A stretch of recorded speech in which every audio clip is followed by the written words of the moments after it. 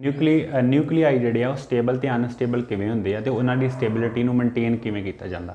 ਠੀਕ ਇਸੇ ਤਰੀਕੇ ਦੇ ਨਾਲ ਨੈਕਸਟ ਜਿਹੜਾ ਆ ਜਾਂਦਾ ਵਾ ਡੈਟ ਇਜ਼ ਕੋਲਡ ਅਲਫਾ ਡਿਕੇ। ਹੁਣ ਅਲਫਾ ਡਿਕੇ ਕੀ ਹੈ? ਸਭ ਤੋਂ ਪਹਿਲਾਂ ਤੇ ਅਲਫਾ ਪਾਰਟੀਕਲ ਹੁੰਦੇ ਕੀ ਆ ਉਹਨਾਂ ਦੇ ਬਾਰੇ ਸਾਨੂੰ ਪਤਾ ਹੋਣਾ ਚਾਹੀਦਾ। ਅਲਫਾ ਪਾਰਟੀਕਲ ਅਸਲ ਦੇ ਵਿੱਚ ਕੀ ਆ? Alpha particles are helium nuclei. Helium nucleus, helium ਦਾ ਜਿਹੜਾ ਨਿਊਕਲੀਅਸ ਆ ਨਾ ਉਹਨੂੰ ਆਪਾਂ ਕਹਿ ਦਿੰਦੇ ਉਹ ਕੀ ਆ? Alpha particle. ਹੀਲੀਅਮ ਦਾ ਜਿਹੜਾ ਨਿਊਕਲੀਅਸ ਆ ਉਹਨੂੰ ਕੀ ਕਹਿ ਦਿੰਦੇ ਆ? ਅਲਫਾ ਪਾਰਟੀਕਲ ਆ। The particle which are the emitted from helium atom are known as alpha particle. ਦੇ ਕਹਿ ਰਹੀ ਆ ਪੋਜ਼ਿਟਿਵ ਚਾਰਜ। ਇਹਨਾਂ ਕੋਲ ਕਿਹੜਾ ਚਾਰਜ ਹੁੰਦਾ ਵਾ? ਪੋਜ਼ਿਟਿਵ ਚਾਰਜ ਹੁੰਦਾ ਵਾ। ਹੁਣ ਸਾਨੂੰ ਪਤਾ ਵਾ ਹੀਲੀਅਮ ਆ ਤੇ ਹੀਲੀਅਮ ਦਾ ਸਿੰਬਲ ਕੀ ਹੋਊਗਾ? He। ਇਹਦੇ ਕੋਲ 2 ਪ੍ਰੋਟੋਨ 4 ਅਟੋਮਿਕ ਨੰਬਰ, ਇਹਦਾ 2 ਹੀ ਪ੍ਰੋਟੋਨ ਆ, ਇੱਕ 2 ਹੀ ਨਿਊਟਰੋਨ ਆ। ਇਹਦਾ ਮਾਸ ਨੰਬਰ ਕੀ ਆ? 4। So what is the mass of alpha particle? Alpha particle ਦਾ ਮਾਸ ਕੀ ਹੋਊਗਾ ਫਿਰ? 4 atomic mass unit. 4 atomic mass unit. ਇਹਨਾਂ ਕੋਲ ਚਾਰਜ ਕੀ ਹੋਊਗਾ? They have a positive charge. ਕਿਹੜਾ ਚਾਰਜ ਆ? ਪੋਜ਼ਿਟਿਵ ਚਾਰਜ ਆ ਇਹਨਾਂ ਦੇ। ਇਸੇ ਤਰੀਕੇ ਦੇ ਨਾਲ ਅਲਫਾ ਡਿਕੇ ਹੁੰਦਾ ਕਿੱਦਾਂ ਵਾ? ਆਪਾਂ ਇੱਥੇ ਲਿਖ ਲੈਂਦੇ ਹਾਂ। ਸਪੋਜ਼ ਸਾਡੇ ਕੋਲ ਕੋਈ ਫਾਦਰ ਨਿਊਕਲੀਆਈ ਆ। ਇਹਦਾ ਕੀ ਆ? ਫਾਦਰ ਨਿਊਕਲੀਆਈ ਦੇ ਕੋਲ ਜਿਹੜਾ ਵਾ ਐਕਸ ਕੋਈ ਫਾਦਰ ਨਿਊਕਲੀਆਈ ਆ। ਇਹਦੇ ਕੋਲ ਇਹਦਾ ਅਟੋਮਿਕ ਮਾਸ A, ਇਹਦਾ ਅਟੋਮਿਕ ਨੰਬਰ Z। ਹੁਣ ਜਦੋਂ ਇਹ ਟੁੱਟਦਾ ਵਾ ਤੇ ਇੱਥੇ ਕੀ ਬਣਾਊਗਾ?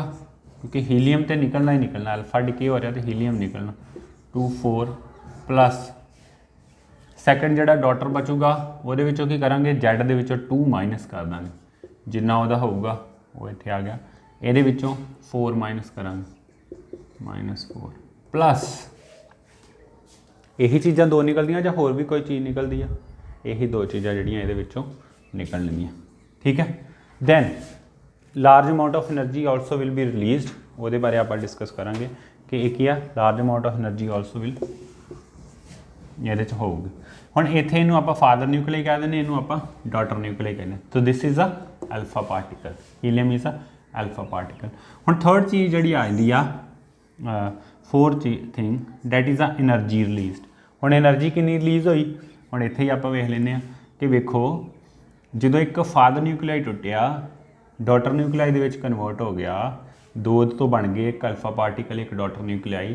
ਇਹਦੇ ਅਕੋਰਡਿੰਗ ਜਦੋਂ ਇਹ ਟੁੱਟਦਾ ਵਾ ਤੇ ਆਪਾਂ ਪੜ੍ਹਿਆ ਸੀਗਾ ਕਿ ਬਾਈਂਡਿੰਗ ਐਨਰਜੀ ਦੇ ਬਾਰੇ ਪਿੱਛੇ, ਜਾਂ ਉਹ ਤੋਂ ਵੀ ਪਹਿਲਾਂ ਆਪਾਂ ਮਾਸ ਇਫੈਕਟ ਦੇ ਬਾਰੇ ਪੜ੍ਹਿਆ ਸੀਗਾ। ਇਹਦਾ ਮਤਲਬ ਇਸ ਸਿਚੁਏਸ਼ਨ ਦੇ ਦੌਰਾਨ ਵੀ ਸਮ ਮਾਸ ਇਜ਼ ਡਿਸਅਪੀਅਰ। ਤੇ ਉਹ ਜਿਹੜਾ ਮਾਸ ਡਿਸਅਪੀਅਰ ਹੋਇਆ ਉਹ ਕਿਹਦੀ ਫਾਰਮ ਦੇ ਵਿੱਚ ਬਾਹਰ ਨਿਕਲਿਓ? ਇਨ ਦੀ farm of energy. In the farm of energy ਉਹ ਕੀ ਹੋਇਆ? ਡਿਸਅਪੀਅਰ ਹੋਇਆ। ਇਹਨੂੰ ਆਪਾਂ ਕਹਿ ਦਿੰਦੇ ਹਾਂ ਐਨਰਜੀ ਇਨ ਡਿਕੇ। ਐਨਰਜੀ ਇਨ ਡਿਕੇ। ਇਹਦੇ ਵਿੱਚ ਇਕੁਏਸ਼ਨ ਜਿਹੜੀ ਤੁਸੀਂ ਇਹੋ ਲਿਖ ਦੇਣੀ ਜਿਹੜੀ ਆਪਾਂ ਇੱਥੇ ਲਿਖੀ, ਸੇਮ ਇਕੁਏਸ਼ਨ ਜਿਹੜੀ ਆ ਜਾਣੀ। ਤੇ ਕਿਊ ਜਿਹੜਾ ਉਹ ਕੀ ਆ? ਐਨਰਜੀ ਆ ਜਿਹੜੀ ਮਾਸ ਇਫੈਕਟ ਦੇ ਨਾਲ ਜਿਹੜੀ ਉਹ ਕੀ ਮਾਸ ਇਫੈਕਟ ਜਿਹੜਾ ਵਾ ਡਿਸਅਪੀਅਰ ਹੋਇਆ ਸੀਗਾ ਉਹ ਇਨ ਦੀ ਫਾਰਮ ਆਫ ਐਨਰਜੀ ਜਿਹੜਾ ਉਹ ਕੀ ਆ? ਬਾਹਰ ਨਿਕਲ ਗਿਆ। ਦੈਨ ਇਸ ਤੋਂ ਬਾਅਦ ਆ ਜਾਂਦਾ ਵਾ ਮੋਮੈਂਟਮ ਕੰਜ਼ਰਵੇਸ਼ਨ। ਮੋਮੈਂਟਮ ਕੰਜ਼ਰਵੇਸ਼ਨ ਵੇਖੋ ਕੀ ਆ? Momentum conservation. ਹੁਣ ਮੋਮੈਂਟਮ ਕੰਜ਼ਰਵੇਸ਼ਨ ਕੀ ਆ? ਆਪਾਂ +1 ਦੇ ਵਿੱਚ ਪੜ੍ਹਿਆ ਇਲਾਸਟਿਕ ਕੋਲੀਜ਼ਨ। ਠੀਕ ਹੈ।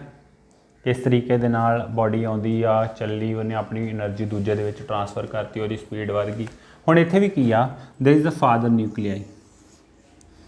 ਮੰਨ ਲਓ father nuclei, it is on a rest position. ਇਹ ਕਿਹੜੀ ਪੋਜੀਸ਼ਨ ਤੇ ਪਿਆ ਵਾ?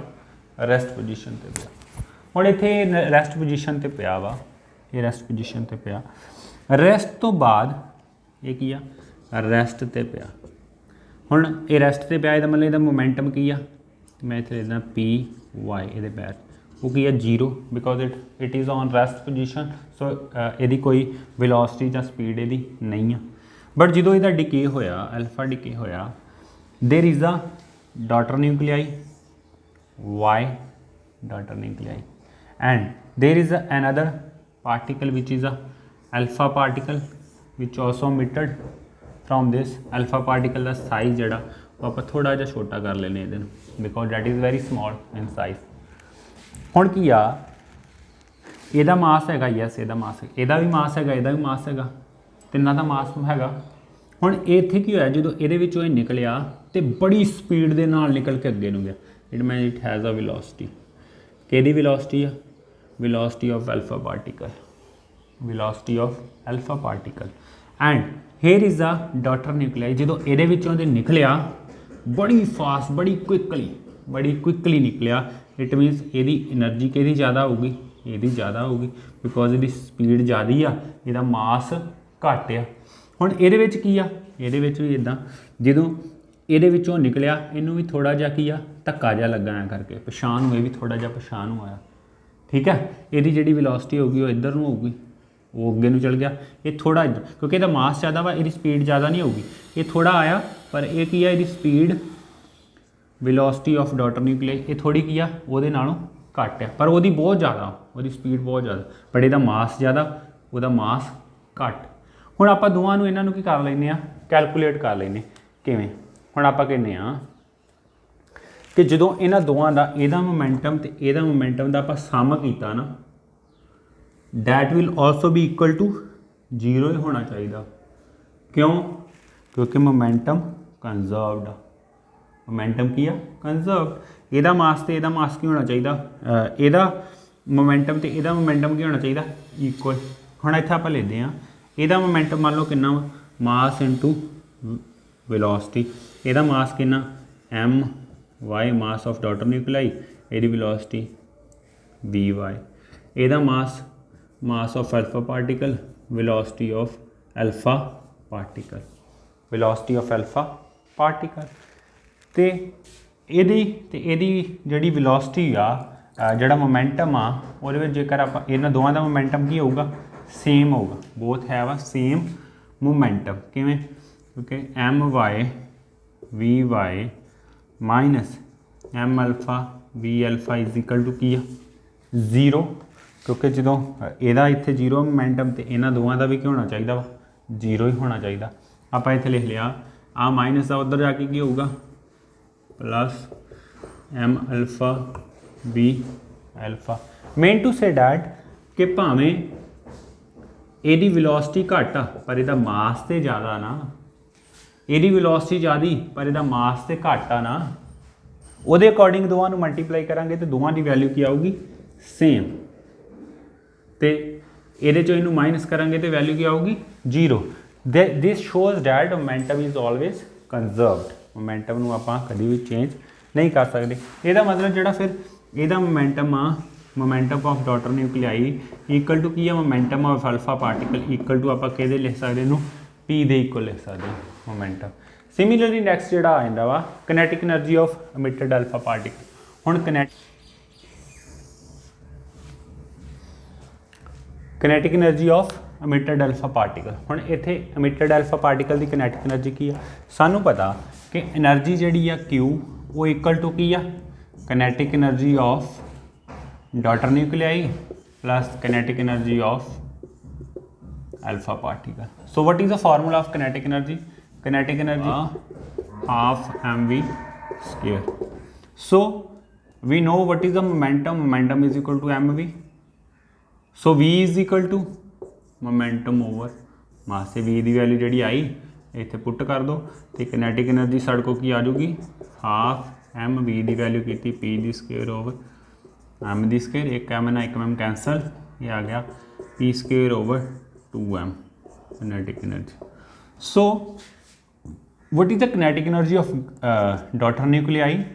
Q is equal to आ जाऊगा kinetic energy of daughter nuclei is equal to momentum of daughter nuclei divided by mass of daughter nuclei plus similarly ਇਹਦਾ ਵੀ alpha particle the momentum the square ਤੇ ਮਾਸ alpha particle. ਆਪਾਂ ਹੁਣੇ ਪੜ੍ਹਿਆ ਕਿ ਮਾਸ ਜਿਹੜਾ ਉਹ ਮੋਮੈਂਟਮ ਜਿਹੜਾ ਉਹ ਕੰਜ਼ਰਵਡ ਆ ਇਜ਼ ਇਕੁਅਲ ਟੂ ਆ ਪੀ ਅਲਫਾ ਇਜ਼ ਇਕੁਅਲ ਟੂ ਆ ਪੀ। ਇਹਨੂੰ ਆਪਾਂ ਪੀ ਮੰਨ ਲੈਂਦੇ, ਇਹਨਾਂ ਜਗ੍ਹਾ ਤੇ ਪੀ ਪੁੱਟ ਕਰ ਦਿਓ। ਕਿਊ ਇਜ਼ ਇਕੁਅਲ ਟੂ ਕੀ ਆ ਜਾਊਗਾ ਪੀ ਦੀ ਸਕੇਅਰ ਓਵਰ 2my ਪਲੱਸ ਪੀ ਦੀ ਸਕੇਅਰ ਓਵਰ 2m ਅਲਫਾ। ਇਹਨਾਂ ਦੋਵਾਂ ਦਾ ਐਲਸੀਐਮ ਲੈ ਲਓ। ਐਲਸੀਐਮ ਲਵਾਂਗੇ ਇਹ ਸਾਡੇ ਕੋਲ ਆ ਜਾਊਗਾ 2my ਤੇ m ਅਲਫਾ। इन्हां दा उपर आ इन्हां मल्टीप्लाई हो जाऊगा, इन्ना हो जू की आ जाऊगा P square M alpha plus P square M Y Q आ गया साढ़े को।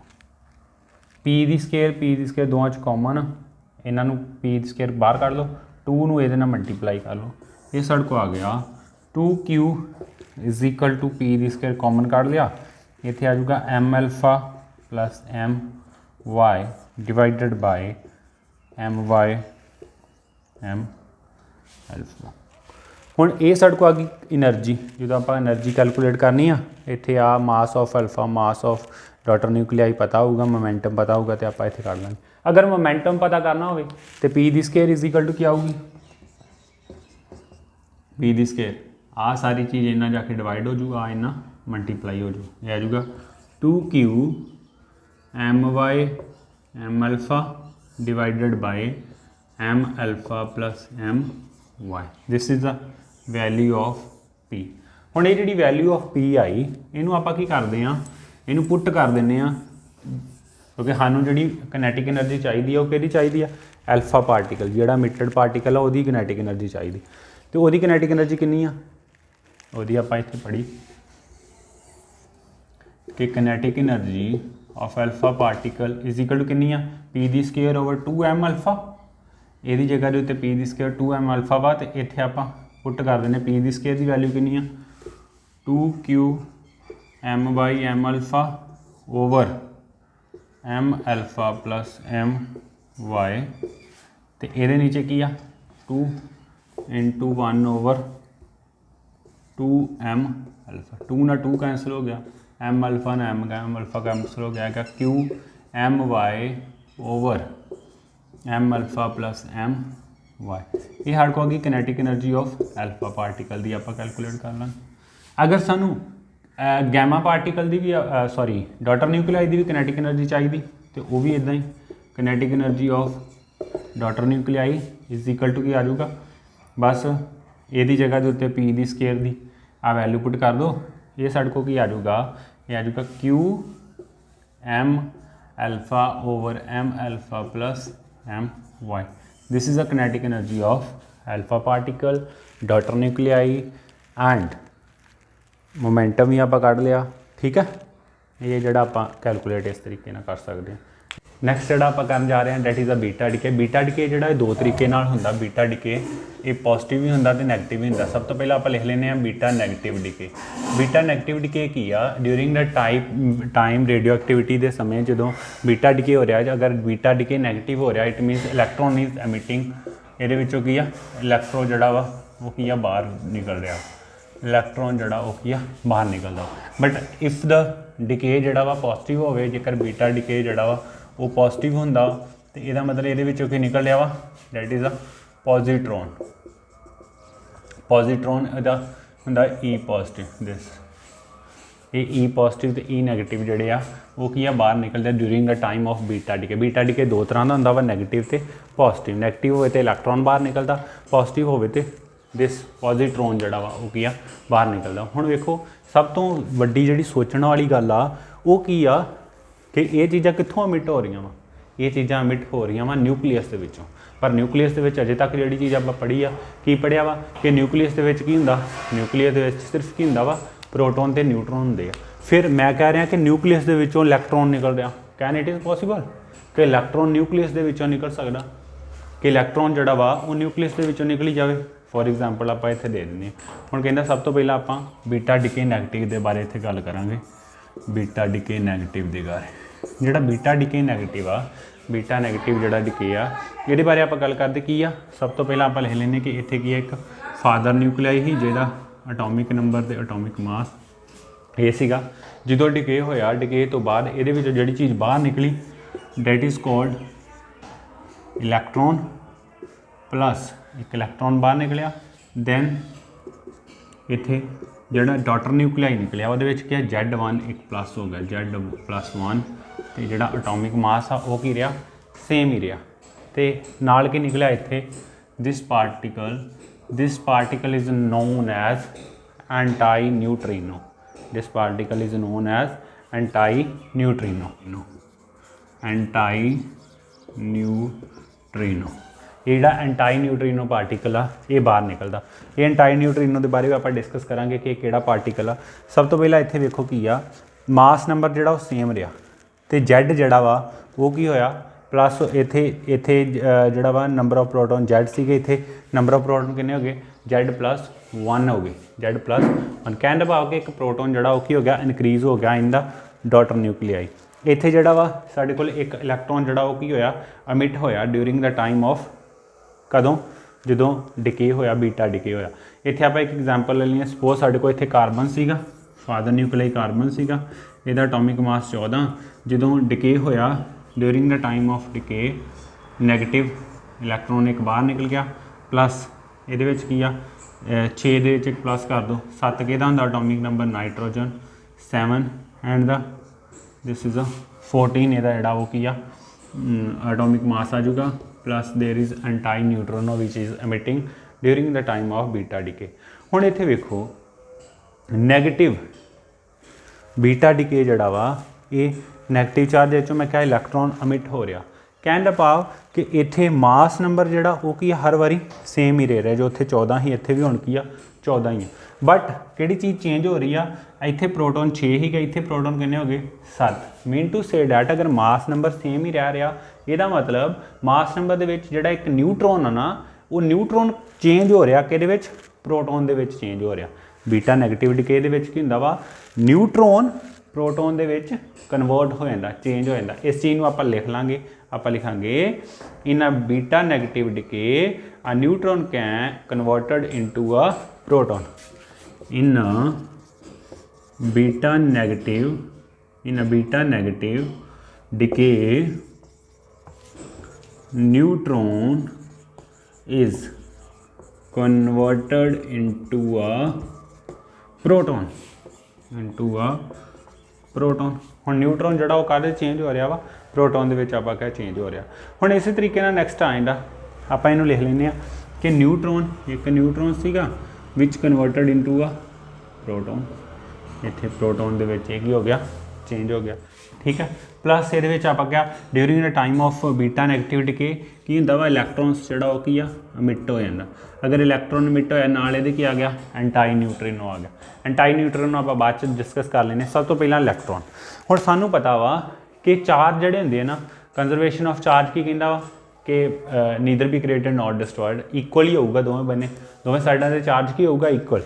अगर इधर ये वैल्यू की है 0 आ इधर कितनी आ 1 इत्थे नीचे ये कितनी आ -1 ये मतलब 1 - 1 करांगे तो वैल्यू की आ जाऊगी 0। इक्वेशन नू बैलेंस करने वास्ते न्यूक्लियस दे विच इलैक्ट्रॉन की हो गया जनरेट हो गया आटोमैटिकली जिहड़ा इलैक्ट्रॉन आ उहदे विच की हो जांदा वा जनरेट हो जांदा वा काहदे वास्ते इक्वेशन नू बैलेंस करने वास्ते। क्लीयर जां कंजर्वेशन ऑफ मास का आपां जिहड़ा इत्थे कंसैप्ट यूज़ करदे हां कि उहदे अकॉर्डिंग जिहड़ा वा इक्वेशन नू बैलेंस करने वास्ते और मास नू बैलेंस करने वास्ते इत्थे इलैक्ट्रॉन की हो जाता वा पैदा हो जाता एक जिहड़ा क्या -1 ते +1 जो करांगे तो वैल्यू की आ जाऊगी 0।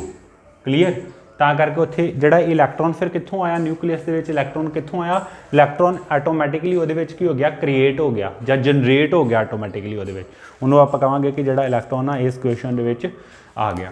दैन इहनूं आपां लिख भी सकदे this electron is generated in this situation this electron is generated in this situation जहाँ आप कह सकते this electron is created in this situation। ये उस तरीके दे नाल हुंदा जिद्दां आपां बोहर दे जो पढ़िया सीगा एनर्जी लैवल डायग्राम तो उहदे विच दस्सिया सी ना कि इलैक्ट्रॉन्स जिहड़े आ रिवॉल्व करदे रहिंदे आ ते ओह फोटोन्स उहदे विच की आ फोटोन्स आ जांदे आ जिहड़े फोटोन्स फोटोन्स तो एनर्जी लैंदे आ ते जिहदा करके ओह की आ आउटर शैल दे विचों इनर दे विच ते इनर शैल दे विचों आउटर दे विच जंप कर जांदे। वो फोटोन्स उत्थे कित्थों आउंदे आ वो फोटोन्स आटोमैटिकली उत्थे की हो जांदे आ जनरेट हो जांदे आ फोटोन्स आटोमैटिकली उत्थे की हो जांदे जनरेट। सिमिलर लाइक दैट इत्थे भी जिहड़ा इलैक्ट्रॉन आ इक्वेशन नू बैलेंस करने वास्ते की हो गया वा जनरेट हो गया वा इक्वेशन नू बैलेंस करने वास्ते इत्थे की हो गया जनरेट हो गया। फिर आपां वेखो जिद्दां 7 ते -1 करांगे तो फिर इत्थे कितना आ जाऊगा 6 ही आ जाऊगा ना फिर इत्थे 6 ही आ जाऊगा। फिर उस तो बाद जी चीज़ आ जाती है that is called anti neutrino.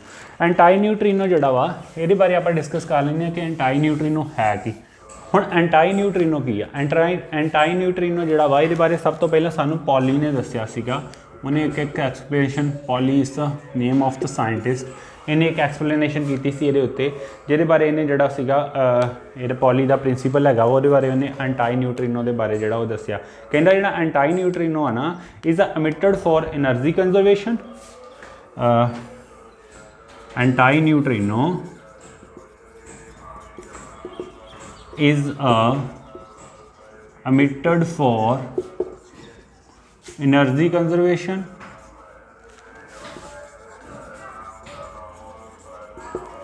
and spin momentum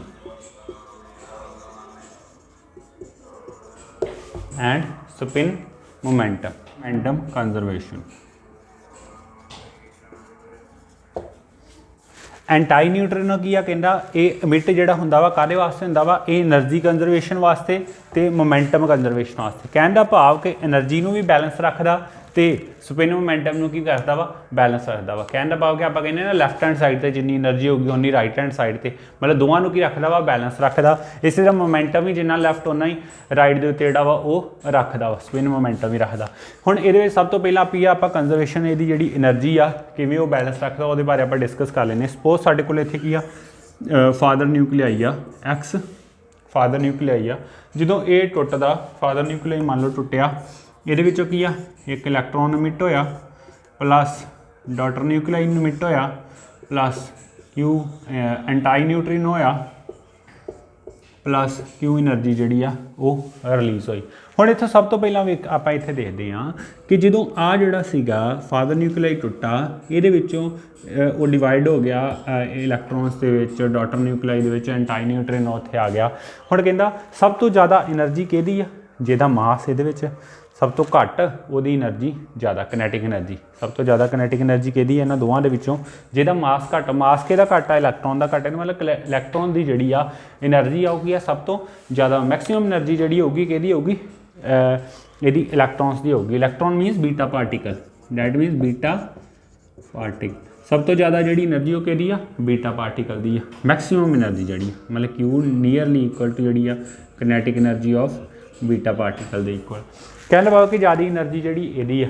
ਪਰ ਇੱਥੇ ਕੀ ਆ ਕਿ ਜਿੱਦਾਂ ਮੈਂ ਕਿਹਾ ਕਿ ਕਨੈਟਿਕ એનર્ਜੀ ਜਿਹੜੀ ਬੀਟਾ ਪਾਰਟੀਕਲ ਦੀ ਆ ਉਹ ਸਭ ਤੋਂ ਜ਼ਿਆਦਾ ਵਾ। ਪਰ ਇਸ ਰਿਐਕਸ਼ਨ ਦੇ ਦੌਰਾਨ ਡਿਊਰਿੰਗ ਦ ਟਾਈਮ ਆਫ ਬੀਟਾ ਡਿਕੇ, ਜਿੱਦਾਂ ਅਲਫਾ ਡਿਕੇ ਦੇ ਵਿੱਚ ਕੀ ਸੀਗੀ ਕਿ એનર્ਜੀ ਜਿਹੜੀ ਉਹ ਕੰਜ਼ਰਵ ਰਹਿੰਦੀ ਸੀਗੀ, ਜਿੰਨਾ ਮਤਲਬ ਕਿ ਅਲਫਾ ਪਾਰਟੀਕਲ ਦੀ એનર્ਜੀ ਸੀ ਉਹਨੂੰ ਆਪਾਂ ਕਿਊ ਨੂੰ ਕੈਲਕੂਲੇਟ ਕਰ ਲੈਂਦੇ ਸੀਗੇ ਤੇ ਆਪਾਂ ਕਹਿ ਲੈਂਦੇ ਸੀ ਹਾਂ ਇਹਦੀ ਜਿਹੜੀ ਆ ਇੰਨੀ એનર્ਜੀ ਆਊਗੀ। ਹਰ ਇੱਕ ਵਾਸਤੇ ਜਿਹੜੀ ਸੇਮ ਹੀ ਰਹਿੰਦੀ ਸੀ। ਬਟ ਇੱਥੇ ਜਿਹੜਾ ਬੀਟਾ ਡਿਕੇ ਹੁੰਦਾ ਉਹਦੇ ਵਾਸਤੇ ਜਿਹੜੀ ਇਹ ਕਨੈਟਿਕ એનર્ਜੀ ਬੀਟਾ ਦੀ ਆ ਇਹ ਸੇਮ ਨਹੀਂ ਰਹਿੰਦੀ। ਅਗਰ ਮਤਲਬ ਪਹਿਲੇ ਪਾਰਟੀਕਲ ਦੀ ਹੋ ਸਕਦਾ ਹੋਰ ਹੋਵੇ, ਦੂਜਾ ਨਿਕਲਦਾ ਉਹਦੀ ਹੋਰ ਹੋਊਗੀ, ਤੀਜੇ ਦੀ ਹੋਰ ਹੋਊਗੀ, ਚੌਥੇ ਦੀ ਹੋਰ ਹੋਊਗੀ। ਇਸ ਕਰਕੇ ਅਲੱਗ-ਅਲੱਗ ਜਿਹੜੇ ਬੀਟਾ ਪਾਰਟੀਕਲ ਉਹਨਾਂ ਦੀ ਕਨੈਟਿਕ એનર્ਜੀ ਕੀ ਹੁੰਦੀ ਆ? ਡਿਫਰੈਂਟ ਹੁੰਦੀ ਆ। ਕਨੈਟਿਕ એનર્ਜੀ ਕੀ ਹੁੰਦੀ ਆ?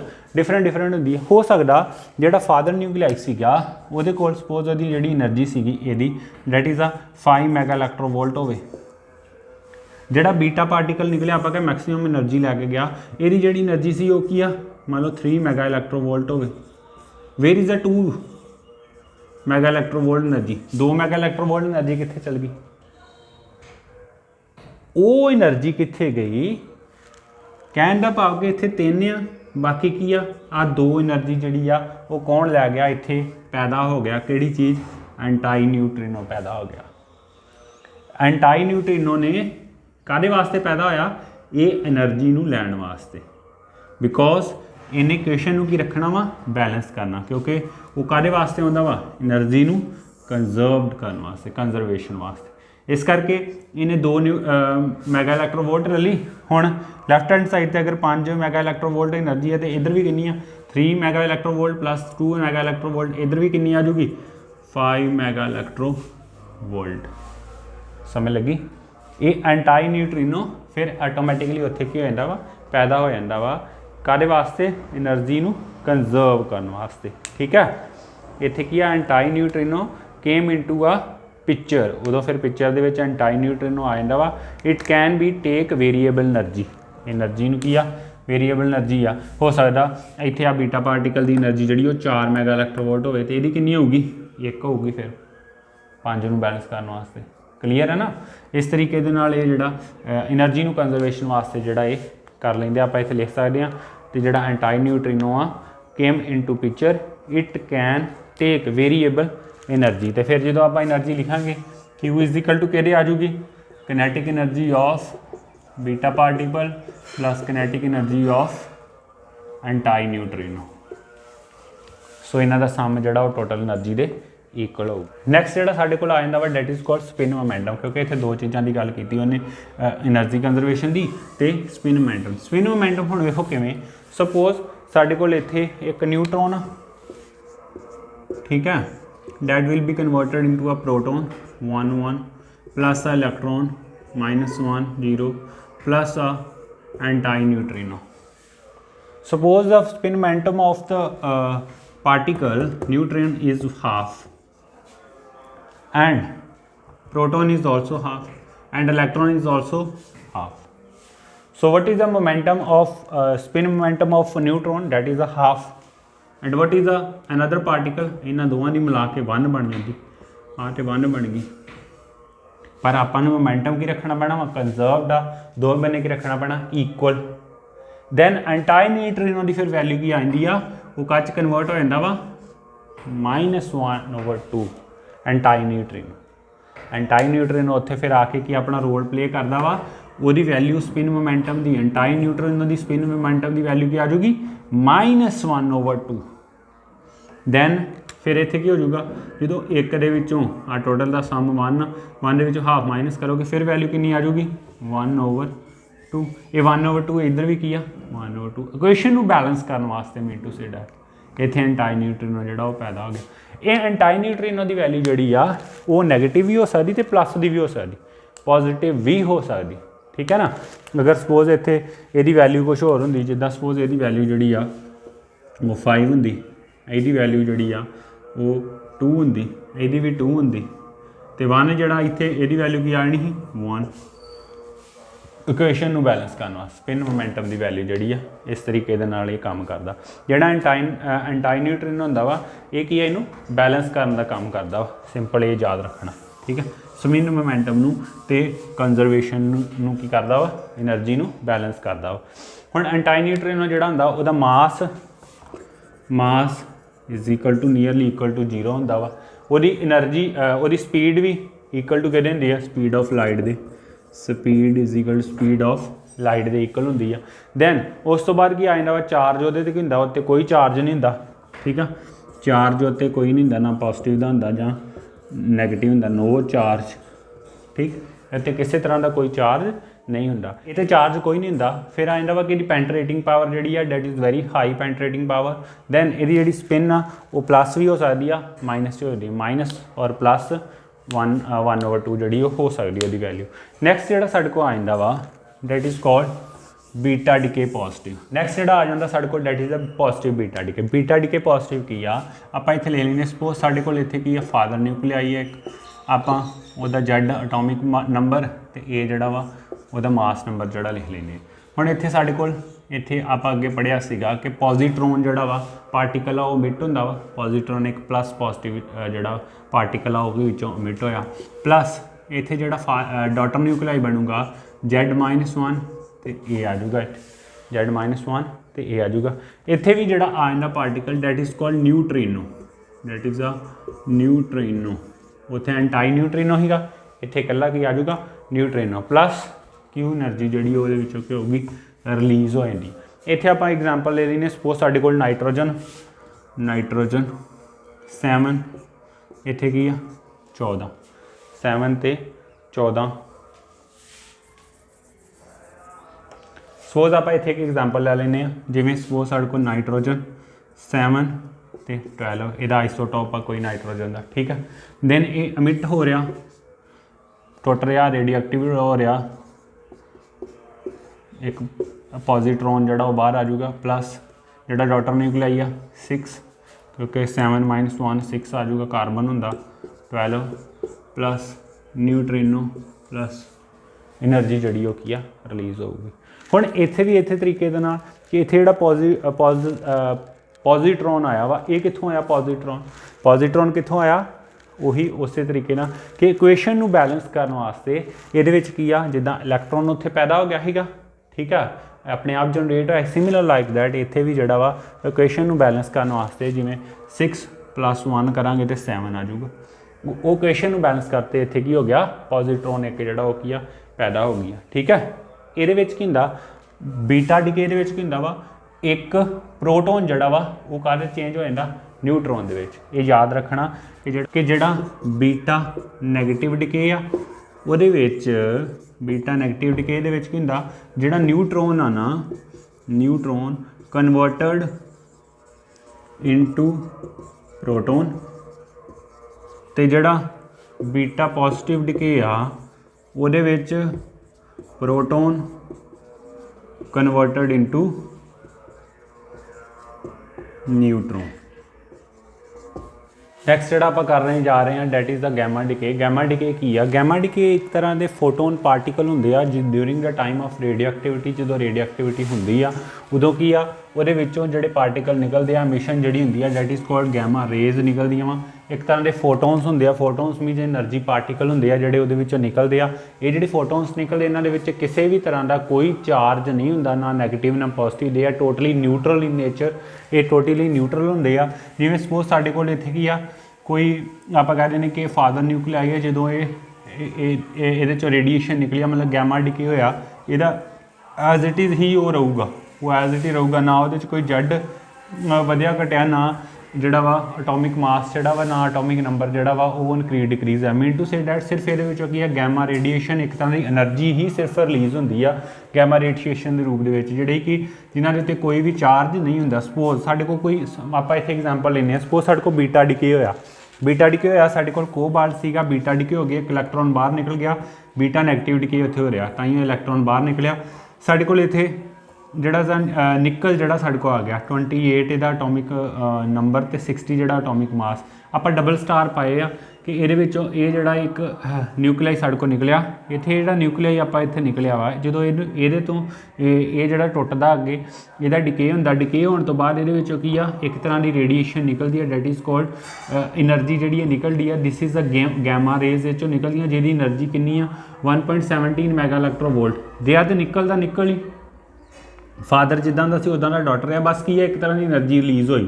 ਇਸੇ ਤਰੀਕੇ ਦੇ ਨਾਲ ਫਿਰ ਇਹ ਜਿਹੜਾ ਇੱਥੇ એનર્ਜੀ ਰਿਲੀਜ਼ ਹੋਈ, ਤੇ ਮੈਂ ਇਹਦਾ ਸਿਰਫ ਡਿਫਰੈਂਸ ਦੱਸਣ ਵਾਸਤੇ ਇੱਥੇ ਡਬਲ ਸਟਾਰ ਹੀ, ਇੱਥੇ ਕੀ ਹੋ ਗਿਆ, ਇੱਕ ਸਟਾਰ ਆ ਗਿਆ ਨਿਕਲ। ਹੁਣ ਇੱਥੇ ਇਹ ਨਿਕਲ ਜਿਹੜਾ ਵਾ ਇਹਨੂੰ ਦੁਬਾਰਾ ਆਪਾਂ ਜਿਹੜਾ ਰੇਡੀਓ ਐਕਟੀਵੇਟ ਕਰਦੇ ਹਾਂ, ਫਿਰ ਇਹਦੇ ਵਿੱਚੋਂ ਜਿਹੜੀ ਆ ਰੇਡੀਏਸ਼ਨ ਨਿਕਲੀਆਂ ਇਹਦੇ ਵਿੱਚੋਂ, ਤੇ ਫਿਰ ਇੱਕ ਤਰ੍ਹਾਂ ਦੀ ਜਿਹੜੀ ਆ ਗੈਮਾ ਪਾਰਟੀਕਲ ਜਿਹੜੀ ਉਹ ਰਿਲੀਜ਼ ਹੋਏ, ਗੈਮਾ એનર્ਜੀ ਜਿਹੜੀ ਰਿਲੀਜ਼ ਹੋਈ ਉਹ ਕਿੰਨੀ ਹੋਈ 1.33 ਮੈਗਾ ਇਲੈਕਟ੍ਰੋਨ। ਕਹਿਣ ਦਾ ਭਾਵ ਕਿ એનર્ਜੀ ਦੇ ਅਲੱਗ-ਅਲੱਗ ਸ਼ੈਲ ਦੇ ਵਿੱਚ એનર્ਜੀ ਦੀ ਵੈਲਿਊ ਜਿਹੜੀ ਆ ਉਹ ਡਿਫਰੈਂਟ ਆ ਗੈਮਾ ਦੇ ਵਿੱਚ, ਬਾਕੀ ਸਾਰਾ ਕੀ ਰਹਿਣਾ ਵਾ ਉਹ ਸੇਮ ਹੀ ਰਹਿਣਾ।